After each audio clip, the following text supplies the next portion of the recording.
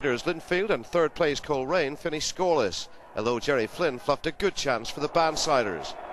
Then Coleraine showed their defensive qualities, somehow Michael Galt's effort blocked by Pat McAllister. And when Chris Morgan looked likely to break the deadlock, keeper Davy O'Hare made the save. 0-0 at Windsor. Well, a point away from home was obviously it's a good day's work. Linfield are were top of the table this morning and are still top of the table tonight, so we got to be happy now. First up, it's Linfield at Stanmore Park. The league leaders were quickly into their stride against Dungannon, Glenn Ferguson's fine form continuing with the opening goal of the game.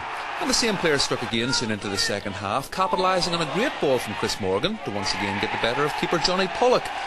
Morgan was to put his own name in the score sheet 7 minutes from time after substitute Davy Larmour's header bounced back into the play off the underside of the bar.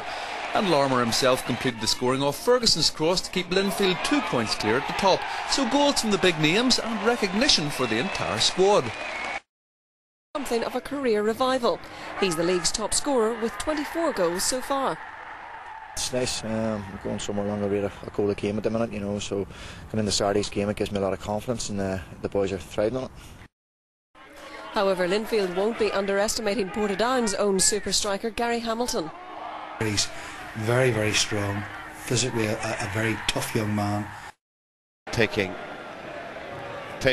doing well against O'Hara. Delivers the cross. Larmour is at the back post. It's not away yet. It's almost in. Was it off a hand? Claims from Linfield, but not given. What a goalmouth mix-up that was. And in the end, it seemed to be going into that Portadown net. Was there a hand? Make up your own mind. It's Donnelly against Ferguson. Ferguson through the gap. Ferguson goes on. He squared at Larmour. 1-0, 12 minutes gone. And there has to be a few question marks about Cliftonville's defence. Ferguson allowed to find the gap. He powered on. He was unselfish. Squared it. Easy task for Larmour. The league leaders are in front.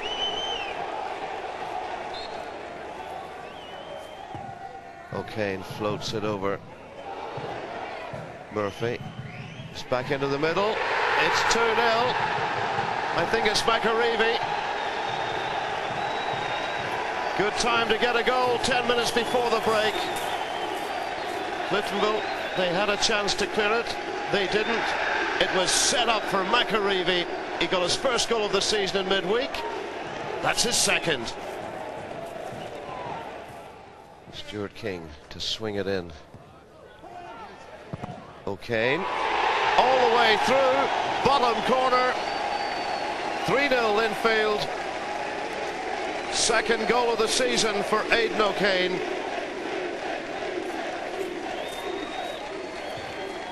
Liverpool have lost possession. Play on, says the referee. O'Kane. Good ball to find Larmour. Can Larmour finish it? He certainly can. Second of the day for David Larmour. Fourth of the day for Linfield. 20 minutes into the second half. The leaders are coasting. O'Hara. Murphy. Oh, he hasn't got a good enough touch on it. It could be one back here for Cliftonville, and it is from McConnell. Well, a little defensive lapse there by William Murphy. His first mistake of the day.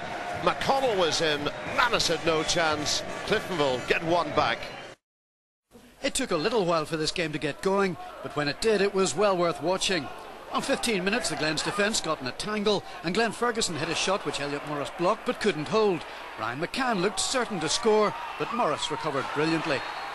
A Mark Glendenning challenge on Ferguson sparked a flurry of aggro, and both players were fortunate that their cards were of the yellow variety. Linfield's McCann joined them in the referee's notebook a minute later. Quickly followed by Glentoran's Andy Smith for his challenge on Pat McShane, who was injured and eventually substituted.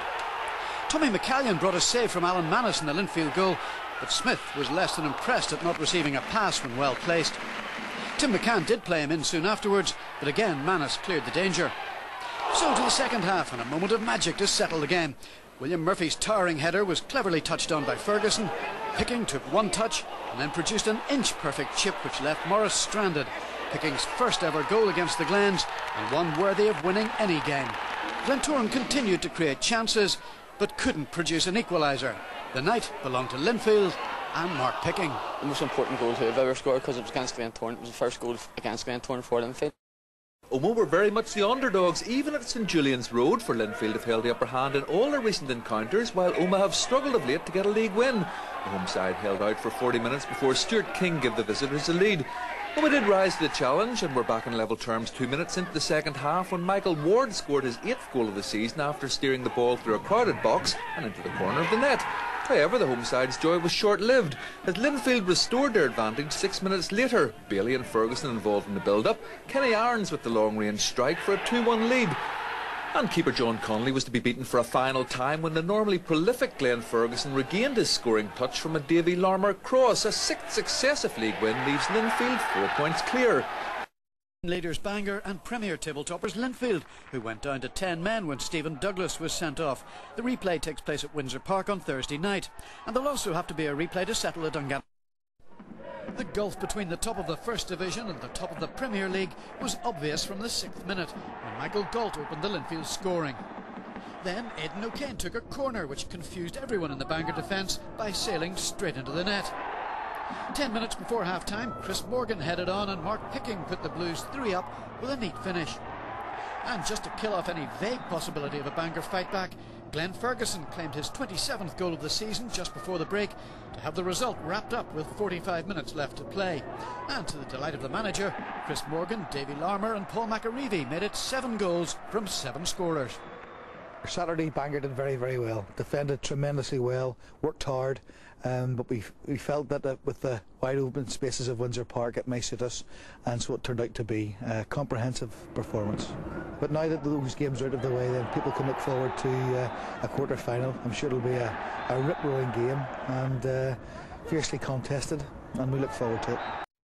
It was top v bottom for the visit of Glenavon to the league leaders, and it was barely 3 minutes when Linfield demonstrated their pedigree as Mark Picking fed Chris Morgan on the edge of the box. His first touch may have been less than perfect, however there was no doubt about the finish. The same player was to strike again minutes before the half-time whistle. This time former Northern Ireland international Glenn Ferguson provided the pinpoint cross, Morgan's header looping over the keeper and into the net. And Linfield's final goal brought Chris Morgan's hat-trick. Ferguson again involved as the Blues ensured another victory to leave them 7 points clear to top. A Ryan Black goal reduced the deficit, however it would have been little consolation. Glenavon suffering their 15th league defeat, now 7 points adrift at the bottom.